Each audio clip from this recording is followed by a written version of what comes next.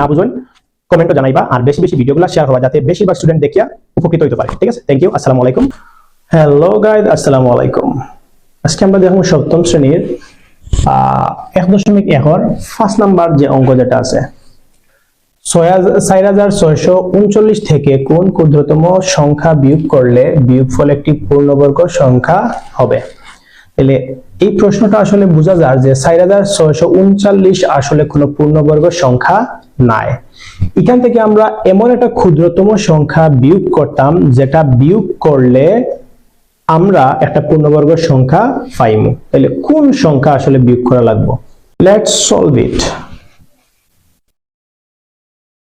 তাহলে আমরা অঙ্কটা যদি সমাধান করি, সর্বপ্রথম আমরা কিতা করতে হইব, অর্থাৎ বর্গমূল নির্ণয় করব, ভাগের মাধ্যমে বর্গমূল নির্ণয় করব। ঠিক আছে, তাহলে আমরা 4639 বর্গমূল নির্ণয় করি। আর বর্গমূল নির্ণয় করার লাগে আমরা ভাগফল লেখবার লাগে একটা টান দিছি আর লাস্টে থাকি জোড়া মিলাইমু। ঠিক আছে, তাহলে এগুলা জানা আছে। 1 আর 2 নাম্বার অঙ্ক করবার সময় 1.1 এই নিয়মটা তুমি পাইছো।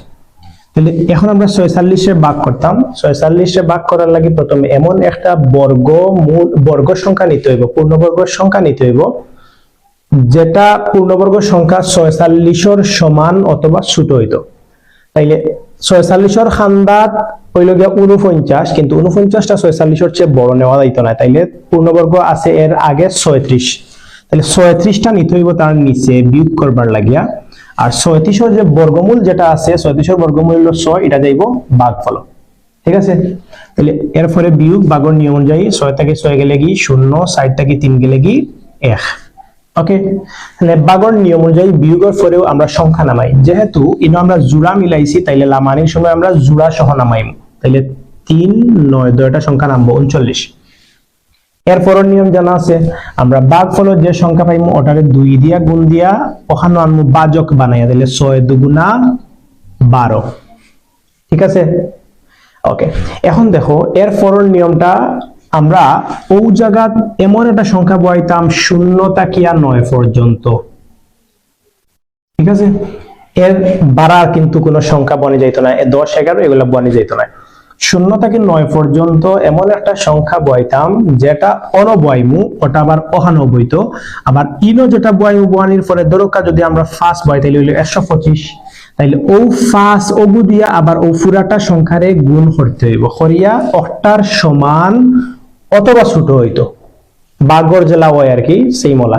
তবে ইয়টা একটু ভিন্ন, যে অন্য যে সংখ্যা বয়াইমু ও সংখ্যা দিয়ে গুণ করিয়া হইতে হইব আমরা মূল বাহ্যর সমান অথবা ছোট।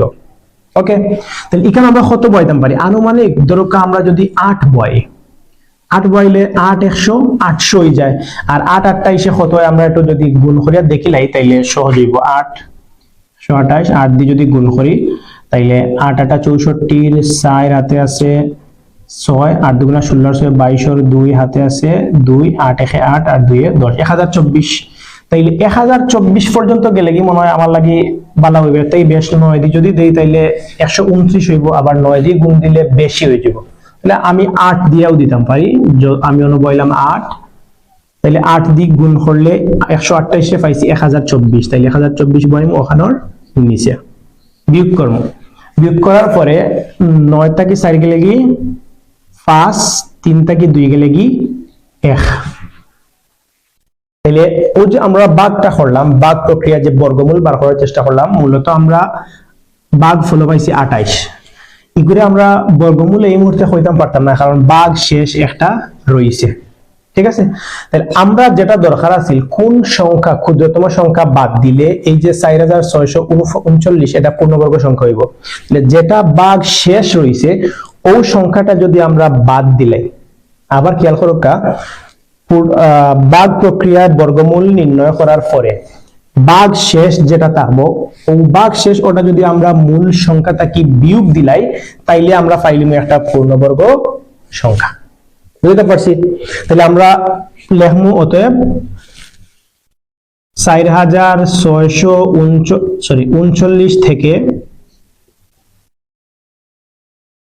15 কিতা কইছে বিয়োগ করলে বিয়োগ করলে বিয়োগফল একটি পূর্ণবর্গ সংখ্যা হবে। বিয়োগ করলে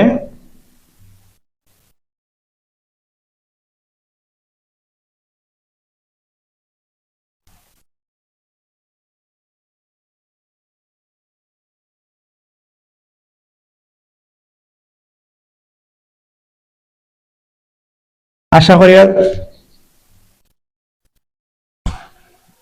করি অঙ্কটা বুঝতে পারছেন। এরপরেও যদি না বুঝেন কমেন্টও জানাইবা, আর বেশি বেশি ভিডিওগুলো শেয়ার হওয়া যাতে বেশিরভাগ স্টুডেন্ট দেখিয়া উপকৃত হইতে পারে। ঠিক আছে, থ্যাংক ইউ, আসসালামু আলাইকুম।